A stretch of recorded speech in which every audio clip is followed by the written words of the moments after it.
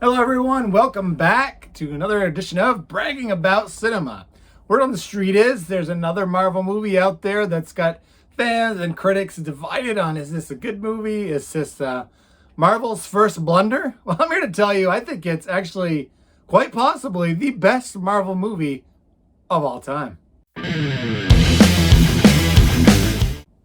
Marvel's Eternals, directed by Chloe Zhao.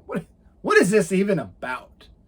So this movie is set in the Marvel universe, as you've figured out, because I said Marvel. And it is, how do I explain it? I was going in thinking they were like gods. They're not exactly gods. They were sent by Celestial, which is sort of godlike, to protect Earth from these things called deviants that are trying to eat up all the humans. And they're really there as protectors of the Earth to let human civilization thrive. What they're not supposed to do is interfere whatsoever. And that is exactly why when Thanos was snapping, they didn't come. Why didn't you guys help fight Thanos? They didn't help out with Ultron. They didn't help out in any of the big events. So that's why we haven't heard of them yet. We first meet our heroes, and there is 10 of them. And I don't remember all their names, just to be perfectly honest, as they are coming up to Earth during some prehistoric times. And that's kind of where the story kicks off, but it fast forwards awfully quick to post-snap Marvel Universe. And those deviant creatures are back after they haven't been around for quite some time. So our team of godlike people they have to get back together. The problem our team has to solve is, why are these deviants back?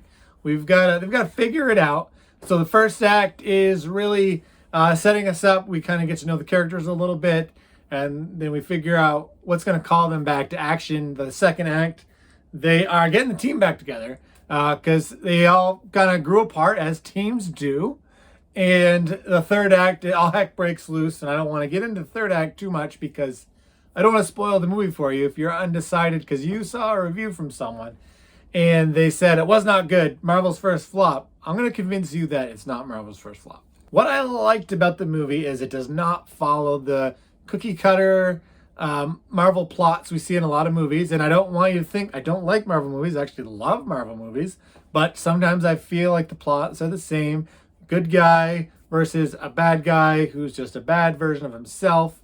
Captain America's a super soldier versus a super Red Skull.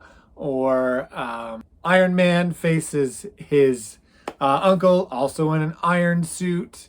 Iron Man, again, faces another guy in a technology suit. I think you see where I'm going with this. This is a slightly different kind of movie, and maybe that's why people have such a hard time with it. It's about 10 characters trying to get to know each other again while facing a villain that they're really actually not familiar with, even though they've been battling this villain their whole entire lives, which spans thousands of years. And you really don't know who the villain is until the very end. So that's one thing that really intrigued me, because this really was about the heroes. I love a good villain story. I don't know if this was actually a good villain story. The other thing is, I thought the humor was well-timed within the flow of the story, whereas other Marvel movies, I think they just are almost like a buddy comedy. I really enjoyed Ikaris, played by Game of Thrones star Richard Madden.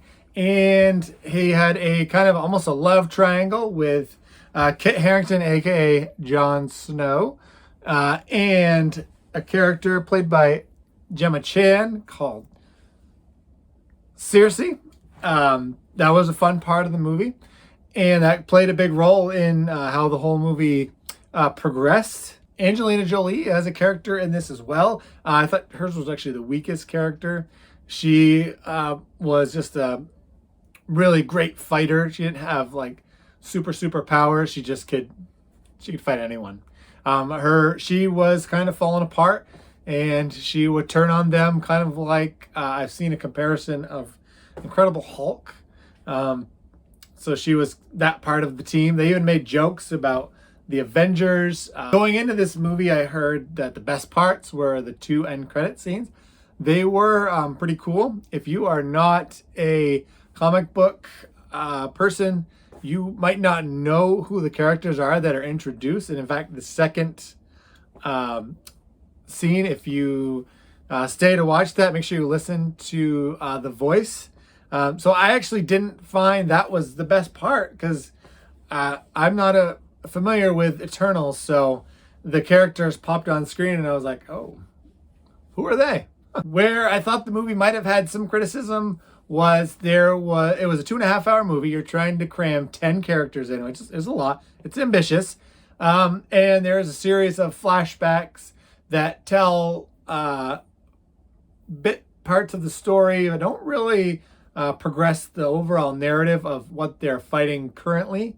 Maybe if I watched it again, I'd see something I missed. I've only watched it once, and it was last weekend. So I took it that the director wanted to use those flashbacks to make you care about the characters. Again, if you're not an Eternals comic book reader, you're probably experiencing all of these characters for the first time. I actually loved the flashbacks because it did get me to know the characters a little more. And I'm a person that when I watch shows, I want to love the characters or hate the characters. I want to feel some kind of emotion. I did truly enjoy the characters on the screen. I am super curious to see where they're going to go with the Eternals. I want to see them interact with some Marvel heroes in the near future. They certainly tease an awful lot. Kit Harington's character is one to definitely watch out for. He didn't play as big of a role as I thought he would, but that's all right. I'm going to go ahead. I'm going to rate this one an A. It's going to get the Gambit paw of approval right off the bat.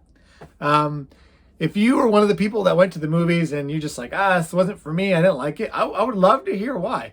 I didn't see it. I enjoyed the whole 2.5 hours.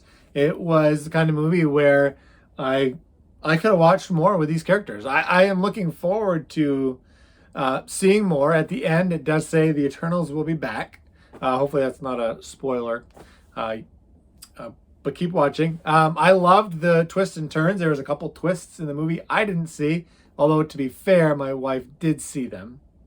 So if you found this video helpful, please consider giving me a thumbs up. If you said, rotten, you don't know what you're talking about, you can give it a thumbs down too if you want. I just like that interaction.